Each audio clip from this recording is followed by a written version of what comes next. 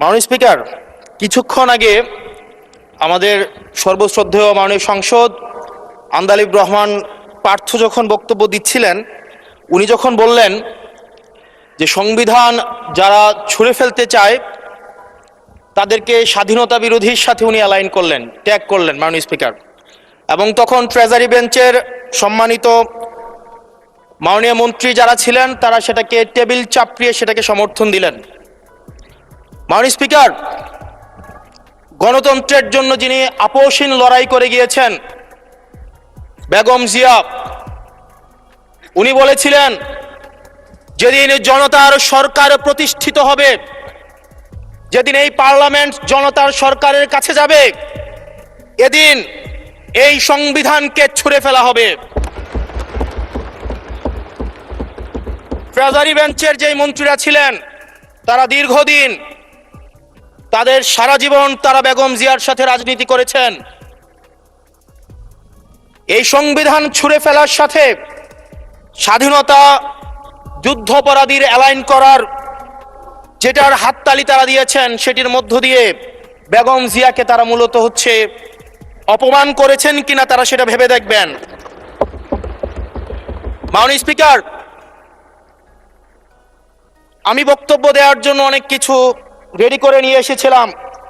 আমরা আইনমন্ত্রী বলেছেন রুশু পড়ার জন্য, তারপরে হবস পড়ার জন্য, মদিনা সনদ পড়ার জন্য পড়েছিলাম, কিন্তু আন্দালিব রহমান পার্থ সাহেব যে বক্তব্য দিয়েছেন, আমরা ক্লাস 8-9-এ যে ডিবেট করতাম সেটি রিভার্টাল দিলে 20 মিনিট সময় লাগবে। মাননীয় স্পিকার, আমি ওনার বক্তব্যে রিভার্টাল দিচ্ছি। উনি বলেছেন যে আমি কোট করছি, উনি বলেছেন ৭২-এর সংবিধানের কিছু কিছু বিষয়কে ওনারা সম্মান দিয়েছেন। তার মানে কিছু কিছু বিষয়কে ওনারা সম্মান দেয় নাই। তার মানে এই অভ্যুত্থানের পরে এই সংবিধানের কিছু অংশ ওনারা মেনেছেন, কিছু অংশ ওনারা মানেন নাই। ওনারা কেবল ওই অংশটাই মেনেছেন যে অংশটা ওনাদের পক্ষে গিয়েছে, যে অংশটা ওনাদের বিপক্ষে গিয়েছে এই অংশটা ওনারা মানেন নাই।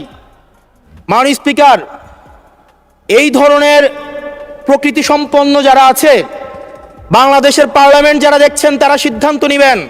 যারা কখনো কখনো কনফর্মিস্ট, যারা কখনো কখনো রিফর্মিস্ট, তারা মূলত অপরচুনিস্ট। এখন আমি সংবিধানের কিছু কিছু ধারা মানব, কিছু কিছু ধারা মানব না। আমি কখনো কখনো সাংবিধানিক, কখনো কখনো আমি অসাংবিধানিক। মাননীয় স্পিকার, যখন ডক্ট্রিন অফ নেসেসিটির প্রশ্ন আসে, মাননীয় স্পিকার, এই এক্সিস্টিং সংবিধান অনুযায়ী যখন 7A এবং 7B বলবৎ থাকে, সেই জায়গা থেকে আইনজ্ঞরা, মাননীয় স্বরাষ্ট্রমন্ত্রী উনি থাকলে ভালো হতো।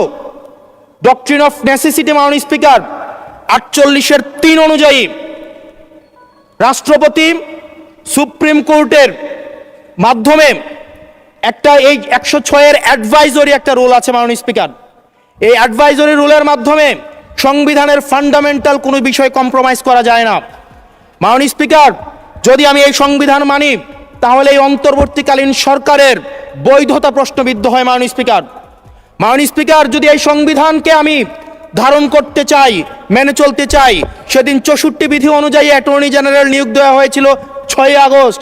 মাননীয় স্পিকার, এই সংসদে প্রশ্ন রাখতে চাই, তৎকালীন বর্তমান রাষ্ট্রপতি চুপ্পু, তখন বলা হয়েছে অ্যাটর্নি জেনারেল নিয়োগ দেওয়ার ক্ষেত্রে প্রধানমন্ত্রীর সাথে আলোচনা করতে হবে। সেদিন কোন প্রধানমন্ত্রীর সাথে আলোচনা করা হয়েছিল সেটা আমাদেরকে অ্যাটর্নি জেনারেল জানাবেন। আমাদেরকে অ্যাটর্নি জেনারেল জানাবেন যেই হিয়ারিংটা হয়েছিল এই হিয়ারিংয়ে উনি উপস্থিত ছিলেন কিনা। তখনকার সময় যিনি প্রধান বিচারপতি ছিলেন ওবায়দুল হক, তিনি তখন কোথায় ছিলেন, সেই রায়ের কপিটা আমরা দেখতে চাই। মাননীয় স্পিকার, মাননীয় স্পিকার, আপনি যখন বেগম জিয়াকে 6 আগস্ট সর্বপ্রথম ছাত্র জনতা যখন সিদ্ধান্ত নিয়েছিল আর এক মুহূর্ত বেগম জিয়াকে কারাগারে থাকতে দিবে না, বেগম জিয়াকে রাষ্ট্রপতির আদেশের মধ্য দিয়ে বেগম জিয়াকে সেদিনই কারাগার থেকে যেই জুলুমের মধ্যে রাখা হয়েছিল সেটা থেকে ছাত্র জনতার রায়ের মধ্য দিয়ে সেখান থেকে বের করে আনা হয়েছিল। মাননীয় স্পিকার, যদি এই সংবিধানকে বাইবেল ধরে নেই, এই সংবিধানকে যদি গসপেল ধরে নেই, এই গসপেলের পুরোহিত অনুযায়ী যেভাবে ভ্যাটিকান সিটি চলে সেটা যদি আমরা ধরে নেই, তাহলে মাননীয় স্পিকার সেদিন বেগম জিয়া জেল থেকে বের হতে পারেন না। মাননীয় স্পিকার সেদিন বেগম জিয়া জেল থেকে বের হয়েছিল অভ্যুত্থানের জনরায়ের ভিত্তিতে। মাননীয় স্পিকার আপনারা বলছেন, আপনারা ঠিক সেই জায়গায় আপনারা সংবিধানকে আপনারা মানছেন যেই জায়গায় সংবিধান থেকে আপনারা বেনিফিটেড হবেন। মাননীয় স্পিকার, গ্রামের ভাষায় কথা আছে, বলতে চাই না, যে গাং পার হইলে মাঝি কোন দুলা ভাই। ছাত্ররা, আপনাদের নেতা কর্মীরা গত 17 বছর ধান খেতে ঘুমাইতে হয়েছে,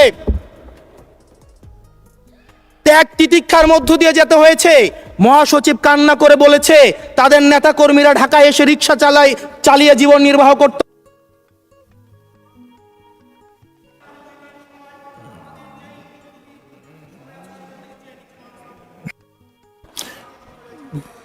এক মিনিট বলেন। মাননীয় স্পিকার, আজকে দেখেন, আজকে লক্ষ লক্ষ নেতা কর্মী তাদের রক্ত দিয়েছে। ফ্যাসিবাদ বিরোধী প্রত্যেকটি রাজনৈতিক দল, কোন রাজনৈতিক দলকে বিশেষভাবে আমি আলাদা করতে চাই না, ফ্যাসিবাদ বিরোধী প্রত্যেকটি রাজনৈতিক দলের রক্ত শ্রম ঘামের মধ্য দিয়ে এই হাসিনার পতন হয়েছে। এই হাসিনার পতনের পরে যখন জনরায়, মাননীয় স্পিকার, যখন জনরায় কখনো কেতাবের কাছে মাথা নত করে না। এটা ভ্যাটিকান সিটি নয় যে গসপেল অনুযায়ী হচ্ছে দেশ পরিচালিত হবে। 68% জনগণ তারা সিদ্ধান্ত জানিয়ে দিয়েছে এই সংবিধানের যেই বেসিক স্ট্রাকচারাল জায়গায় কোন জায়গাগুলোতে রিফরমেশন আনতে হবে। মাননীয় স্পিকার, আন্দালিব রহমান পার্থ সাহেব বলেছেন যে অর্ডারে নাকি হচ্ছে সংবিধান সংস্কার পরিষদের গঠনটা নাই। উনি যদি একটু পরিশ্রম করতেন, জাস্ট একটা পাতা উল্টাইতেন, একটা পাতা পরেই বলা হয়েছে সংবিধান সংস্কার পরিষদ গঠন। যদি